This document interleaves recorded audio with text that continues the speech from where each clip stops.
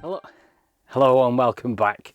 One of those videos people like, me doing jobs, and this week it's a job that I've been looking to do for quite a while and finally got around to it. I was contacted quite a few months ago by a company called Shawllar, who do solar panels and solar panel controllers and stuff like that, and asking me if we wanted to have a look at their flexible solar panels.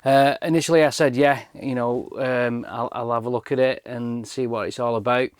And I started doing quite a lot of research into flexible solar panels. I know they're not as efficient, or they were not efficient as the older conventional solar panels. So I had a lot of look at the information before I committed to it, and then I said, yeah, okay, I'll have a look at doing that. So they sent me some stuff to obviously fit my Caravan. The idea behind a solar panel for us is not to go off grid at the moment, but it's just to maintain the battery, the leisure battery, while it's in storage, because I don't want to be taking the leisure battery home and having to store that at home and charge it up. So the idea is that it keeps the battery topped up and maintained. Maybe at some point we may look at going off grid, but for the moment, we're not going to be off grid. If you are going to the Caravan and Motorhome show in October, they have a stand there, so if you want some more information about the product, you can go and see them there. This is not a technical review, because I'm not that technically minded, to be fair. If you want more information, more technical information on the solar panels, on the controller, I'll put a link in the description below of the products that I've got, and the more information that you can find on it. So yeah, I agreed to do it, and then I had a bit of a wobble because I was reading up about these panels overheating, the flexible solar panels. So I recontacted them and I said, I've heard of these panels overheating, but then they were telling me it is a new kind of design panel, and inside there's a copper layer which helps disperse heat apparently. Again, I say I'm not technically minded, so I'll show you what they've sent me and I'll just crack on with it, the fitting. So this is the panel here, you can see, quite flexible. It's got two connectors at the end, obviously positive and negative. It's quite thin, and like I say, it's 520 by 1070 millimeters. They've actually sent me two of those flexible panels. At the moment I'm only going to stick one of those on, but I'll probably put one at a later date. The other one, I'll put that one on next year, possibly, when we're looking at possibly going a bit of off grid maybe. The control panel, let's have a look at that. This is the control panel here, it's quite a big, 1.4 kilograms, it does weigh a little bit. It's a MPPT solar charge controller unit, and the product code is ML2420. The dimensions of this, I'm reading it again, is 210 by 151 by 59.5 millimeters. Just go through what it's got at the bottom.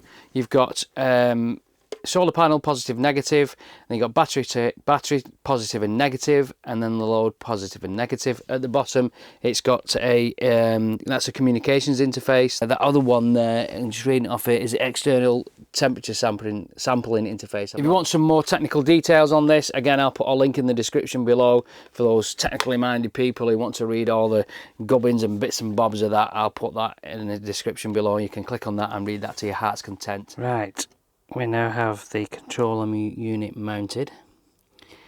Need to chuck the cables in now.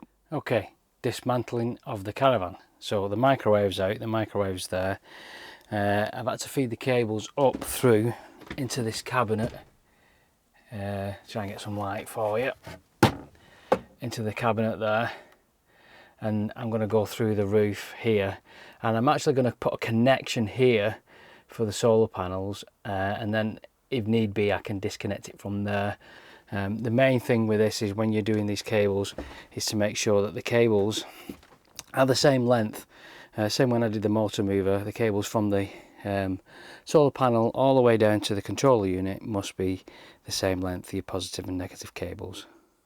Now then, this is actually day 2. I did start yesterday doing this, but I stopped mid-afternoon because I wanted to go home and got the pub for my tea. Anyway, so this is day 2. It's a bit colder, got my hat on because it's a bit colder, and it's a fun bit today, which is drilling through the the roof in order to get the cables in. Now when I do that, I'm going to use one of these glands here. Get a close up of that. You can see that. Let the camera focus. There we go.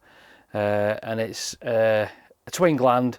It does 4 to I think 8mm cables, and you just tighten them up on these sections here when you put the cables through. I'm using Sikaflex to stick it on with 522. Yeah, 522, and that's going to go on the back of the panel, and it's also going to go on the gland when I put that on. So the fun bit. Let's drill a hole in this roof. Right. So I roughly know I want to be about 100mm in, because of the cupboard is just directly below me here. I don't go too near the edge, but I need to be further enough away for the stuff that covers the... I'm going to drill a pilot hole first.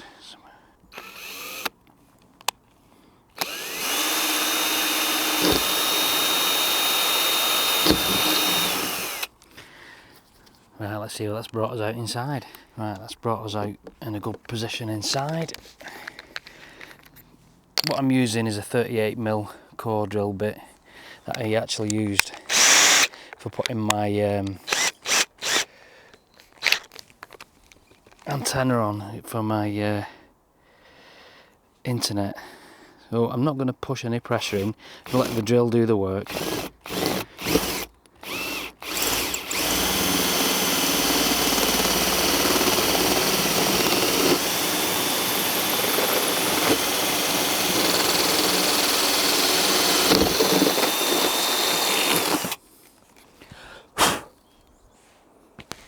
Job's a good one. Yeah, that's the solar panel stuck on with a Sikaflex. I've done it in lines across and down the side. I've also stuck the gland on there. See if it'll focus in. My silicon's not the best, but I've gone all the way around the gland. I've got this tub here just to put on top of it as a bit of weight to stop it moving. Right, let's go inside. It's not connected up, as you can see. I'm not going to do that until I've done all the battery side. So inside the cabinet, I've got the connections there, should I wish to disconnect it, all done up there. And obviously the hole through the roof, which I've siliconed at the top, but that I'll show you a gland up there. Let's have a look outside, what I've done with the battery. So with the battery, I put the connections on here. That's where the terminals are. And then I've got an inline fuse on the positive here, which just cover that up in there to stop that popping, to protect it as well. That's the temperature sensor. I don't know if you can see that up here. It's the temperature sensor there. So this is the panel all lit up there. You can see it, don't you can see that. Obviously it's saying that there's load coming in there. Couldn't see that coming in. I've pressed this button here. It tells me that the capacity 22.6 volts. It's 1.44 amps. It's a bit overcast at the moment, and there's not a great deal of sun about. 14.8 volts on the battery. That's the load. There's no load going out at the moment because I've not got the load connected. Amps going into the battery again. It's not a great deal at the moment. I need to have a play around this, but obviously there's no sun at the moment. It's quite overcast. That is what discharge capacity, device temperature, and we scroll back through, and that's the main screen. You can change which battery you've got through this button here. I've got a wet sealed battery, so I've changed it over to flooded. Obviously it's a sealed acid battery, so I've changed the battery over. That's the panel. I've taken it off, then you can have a look at it. And I'm just going to mount it back on its wall where it was. Right, that's that job done. Solar panel fitted. As I said before, I do know that they're not as efficient as the standard solar panels. You know, the main reason for me putting that on there is for weight and obviously ease of doing it. I'll be monitoring that over the next month or so, and I will come back to you and give you some sort of feedback of how it's performing. At the moment, it is charging the battery, so it's working. Everything's working okay. If you do want more information, as I said at the start of it, this is not a technical review because I'm not technically minded. If you want some more information, I'll put a link in the description below. And if you want some more information from Shawllar themselves, they will be at the NEC Caravan and Motorhome Show in one of the halls there. You can pop up and have a chat with them, and you know, they'll be able to give you far more information than what I can. In terms of the job, was it easy to do? Yeah, it wasn't too bad really. The hardest part was putting the cables in through the Caravan, routing the cables through the Caravan down the side of the microwave. That was quite difficult. That took the most time. Actually wiring it up and connecting it up and everything didn't take any time at all really. You know, if you're confident at cutting a hole in the roof, I've done it before, so yeah, it's not that bad. If you seal it up okay, you know, you shouldn't have any problems whatsoever. So in terms of you know, a job being done, it's not that bad really. It's not that bad to do. So I'll give you an update on it, as I said, later today. Thanks for watching. You take care, and we'll see you soon. Bye bye.